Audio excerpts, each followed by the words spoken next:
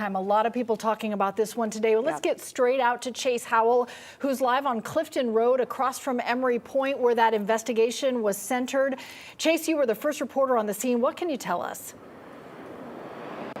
Cheryl, Faith, what I can tell you is that the scene was vastly different from what we saw when it came to that shooting involving a DeKalb County police officer over the summer. Now, where I want to tell you is that the investigation today really centered over there at 1670 Clifton Road. That's the building you're looking at right now. When I talked to people who were walking by, they say they saw everything from helicopters to drones checking the roof of that building for a suspicious person that a 911 caller alluded to in their call. Now, I did speak to a woman who works over at the Orange Theory at Emory Point, and she says she was in the middle of a workout when police began pulling up to her studio.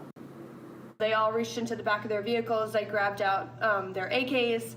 They all immediately walked into that building. We didn't see them for a minute. We saw a couple officers walking around on the roof. They were all just looking around with their guns, and then they got into their vehicles and they left.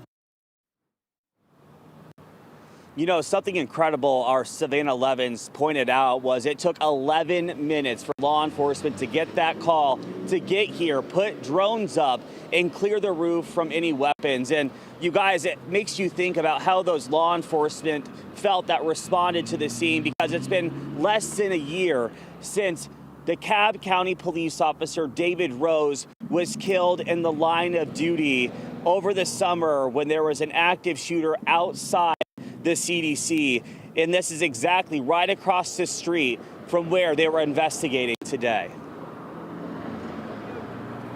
Chase, to see you in that exact intersection today after you had covered that tragic shooting in August, thinking about everybody who lives or frequents that area, just kind of the trauma it brings back to see such a rush of police presence.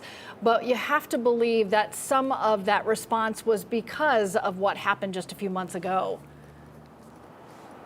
Exactly, and that was exactly what I thought about too, Cheryl. But I mean, the vast difference of the number of police officers that responded today versus over the summer. I'm gonna have my photographer Kyle spin around, because I mean, if you remember, outside this CVS right over here was completely blocked off. I mean, I was a mile and a half away from this very spot, and I just picture the SWAT vehicles that were all down this street right here. And compared to today, I mean, it was just insanely different. I mean, we did see just officers in that area, but the traffic that was able to make it through was just very, very different. And I just knew in my heart that there was not a threat to the area at the time, but police had to do their jobs. Yeah, well, we are so thankful for a very different outcome, but a scary day nonetheless for everybody who is in that spot. Chase, thanks for the update.